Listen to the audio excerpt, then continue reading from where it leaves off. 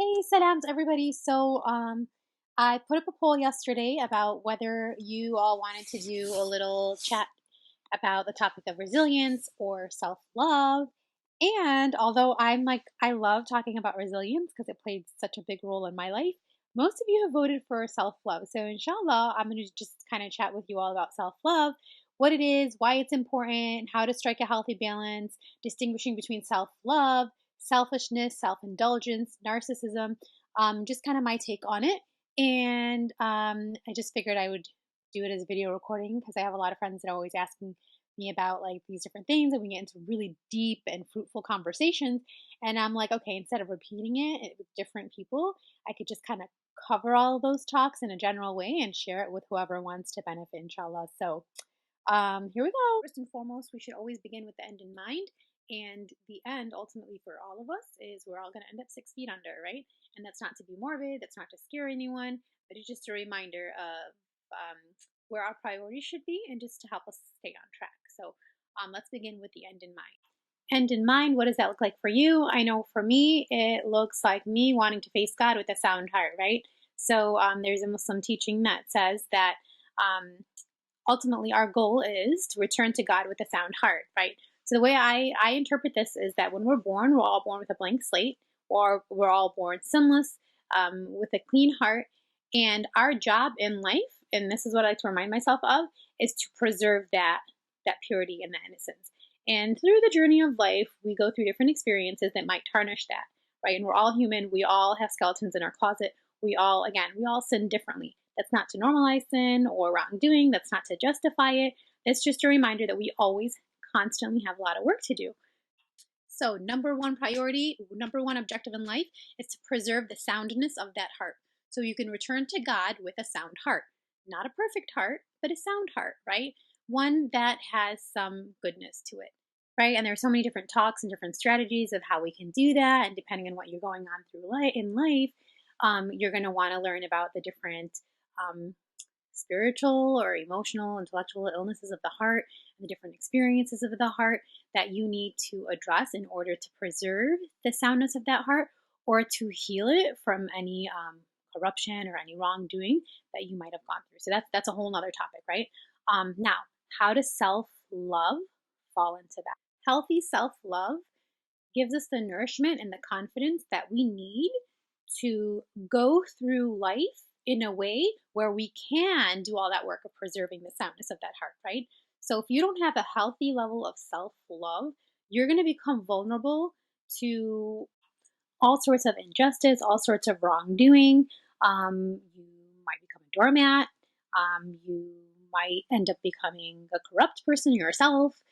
So healthy self love sustains us, right? We all have a sense of self preservation that we're born with. And so we need to have some level of a healthy self love in order to preserve ourselves. So, healthy self love enables us to make the right decisions for ourselves and the right decisions for those in our care and those around us, right? So, a lack of self love makes you weak. It makes you susceptible to all sorts of hate. It makes you become hateful, right? It makes you become angry. It could allow you to become unjust towards others. It could allow for others to take advantage and oppress you. So, healthy self love is not self indulgence, it's not selfishness, it's not narcissism. Healthy self love is knowing how to nourish yourself in a way that you could be the best version of yourself. It empowers you to stand up against wrongdoing. It empowers you to stand up against injustice. It empowers you to know when to make those really, really difficult life decisions that are not good for you or not good for the people around you or in your care. It gives you the ability to take those risks and know when to walk away from a bad situation that might not be so obvious on the surface that it's bad, right? So many of us have been in situations in life where we had to make really challenging and difficult decisions. And to the outside world, people might question, like, why would you make that decision? Why would you walk away from this opportunity? Why would you walk away from this relationship or do this or do that when it seems so ideal on a surface level, right? But you just weren't happy in that situation. But you having a healthy level of self love, you knew that those circumstances, that environment, that situation wasn't conducive to your spiritual growth or your emotional growth or your human growth as a person, right? So as we go through the journey of life, we're constantly in a state of growth. And we should be in a constant state of growth, because if we're not, we become stagnant, and that's not good, right? We all know that anything that becomes stagnant pretty much goes to waste. It rots, right? So, for example, water. SubhanAllah, we know that God created flowing water because it purifies itself through the process of flowing, right? As long as it's in a state of motion. Think of rivers, think of oceans, think of seas, think of all bodies of water and how they're in constant motion because it keeps them clean, it keeps them purified. Even a fish tank. Those of you that have fish tanks, you know that you get a filter and it circulates the water, right? Same thing with air. Circulating the air keeps it fresh, keeps it clean. Same with yourself. Being in a constant state of change is conducive to your growth. Being stagnant is not good. Things start to go bad. If you leave water, even if it's a glass of water, and you put nothing in it and you take nothing out, if you leave it long enough, it's going to start to go bad, right? So, those are all just signs and reminders that we should always be in a state of change and growth, right? Only constant in life is that nothing stays constant, everything's bound to change. And that's a blessing sometimes, right? We just got to get comfortable with that. Now, how that plays into self love or self love plays into that is that having healthy self love, which is self esteem, confidence, combination of those things, is that you're going to have that internal intuition and wisdom. You're going to cultivate that to know when to walk away from situations that are not conducive to that growth and when to stay in them and navigate them. So that's how those concepts go together. So, self love is necessary for self preservation, which is necessary for being able to return to God with a sound heart. Again, self love is necessary for self preservation, which is necessary for returning to God with a sound heart. Ultimately, our goal is what? To protect the state of that heart to the best of our ability and to be able to return to God with one that's sound, right? So, what is self love? What does it look like to you? Think about that for a moment. Go ahead, pause this and think about it for a moment. For those of you that thought of materialistic items, right? Thought of shopping, eating out, traveling, those are all great acts of or manifestations of a little bit of self love, but they don't necessarily mean that you have a healthy level of self love. Sometimes having too much of that stuff could be an indicator that you're trying to compensate for a lack of self love, right? So, materialism isn't necessarily an indicator that someone has a healthy level of self love. Quite often, actually, it's an indicator of the opposite. Healthy level of self love is an ongoing process. It's the act of doing what's healthy for sustaining your inner well being, which will in turn also allow you to sustain your external well being, right? So, for some of you, that might be leaving a job that is toxic for you and your well being. For some of you, that might be taking on a new opportunity that allows you to grow and discover things about yourself, right? And discover more about your purpose. For some of you, that might be taking a trip and having an experience that transforms your mind. For everyone, it's going to look different.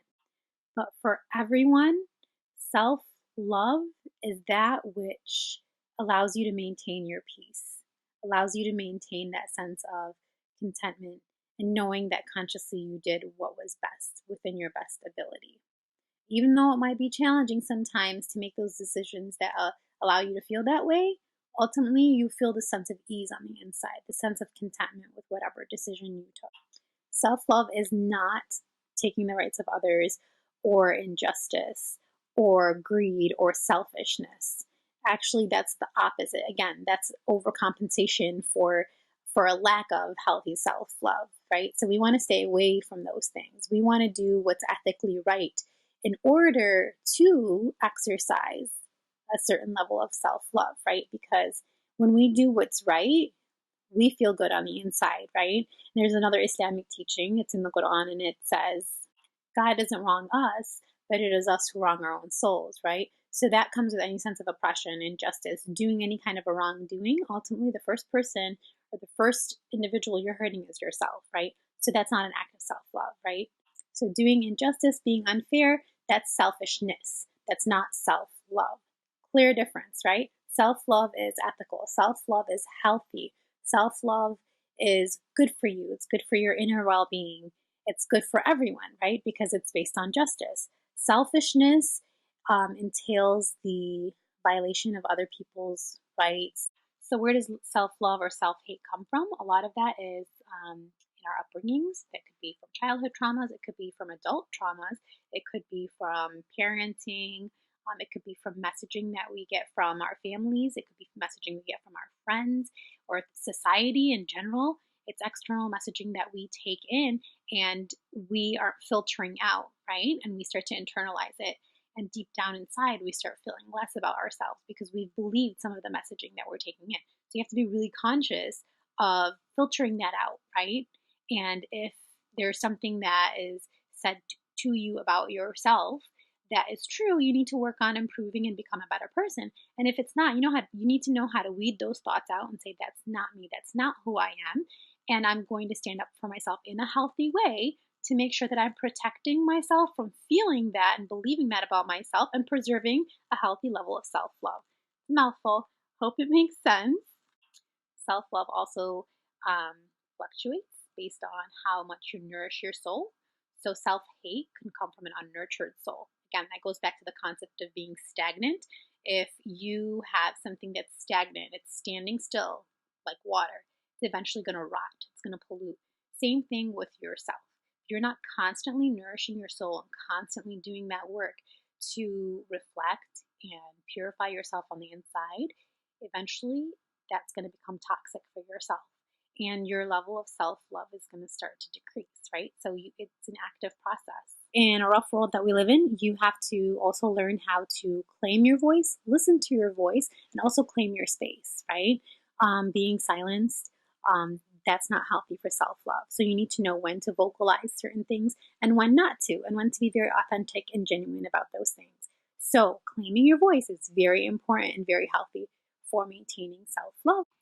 Self forgiveness is also very important to cultivating a healthy level of self love because we're all human, we all make mistakes. We need to know how to take accountability for those mistakes, try to fix those mistakes, and we also need to know how to forgive ourselves for making those mistakes and moving on with our lives. So it's very, very important to also develop the right tools, knowing how to forgive ourselves and forgive others so that we can cultivate a healthy level of self love. So, one of the things that really helped me identify the need for self love in myself was when I had my sister had her daughter, my niece, right?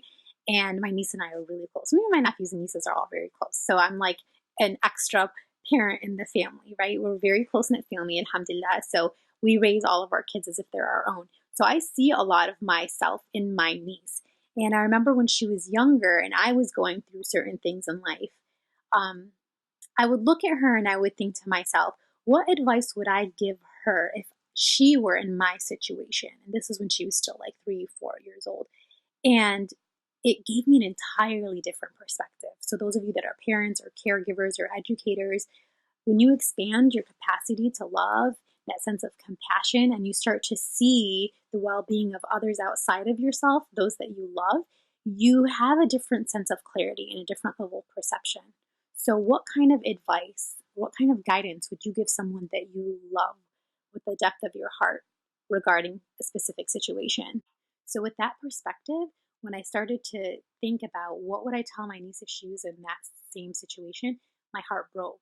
My heart broke for my niece to imagine her going through a specific incident that I was experiencing. It devastated me. And I was just so hurt for her, although she wasn't going through it. And I thought I would tell her, boom, boom, boom, do this, do that, pull yourself out of that situation. You're worth more. I love you more. And so you shouldn't allow yourself to tolerate this kind of unhealthy um, experience in your life. And I applied that advice I would give her to myself, right? So that's healthy self talk. But sometimes we don't know what that is until we see it in someone that we love. So that brings me to my next point, self talk. You need to work on that. We get so used to internalizing some of the toxic and negative messaging we get from the outside world that deep down inside, we subconsciously talk to ourselves that way. That's not okay. We need to become more conscious of that, more aware, and we need to address that. right? And we need to tell ourselves that's not okay, right? And talk to ourselves the way we would talk to someone that we genuinely love, right? You need to nurture yourself emotionally as well. And I'm not saying be like crazy and talk to yourself in the mirror, but I'm talking about like the thoughts that run in the back of your mind. You need to filter those out, right? Filter out all the toxic ones because they're like seeds and they get planted in the back of your mind and they grow into weeds and take over your entire perspective and outlook on life, right? Let's see, I can go on, but I'm gonna wrap up. And this brings me to my final point. When you're feeling kind of down and you're feeling like you aren't loving yourself as much as you should, which is like your self esteem is getting shot, that's normal. That's okay. That's healthy. We all have those moments, right? Even the most confident people have those down moments. You have to, again, be active and continue moving. Remember, stay away from being stagnant and work on changing that.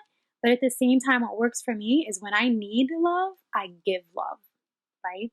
So actively go out and give love. Be kind, express words of kindness. So give love so you can feel love and give love because it feels good. And when it feels good, that in itself is an act of self love.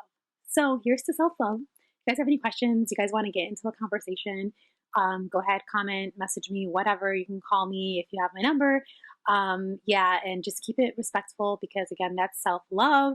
I don't tolerate disrespect. I don't dish it out, and I don't tolerate it for myself either. So if you want to ask a question or you want to pitch a comment, keep it appropriate. Otherwise, I'll delete or block you. I have no problem doing that. Sending love out to all of you. Inshallah, you all have a blessed day and you are showered with love from above, love from around you, and love from inside. Salams!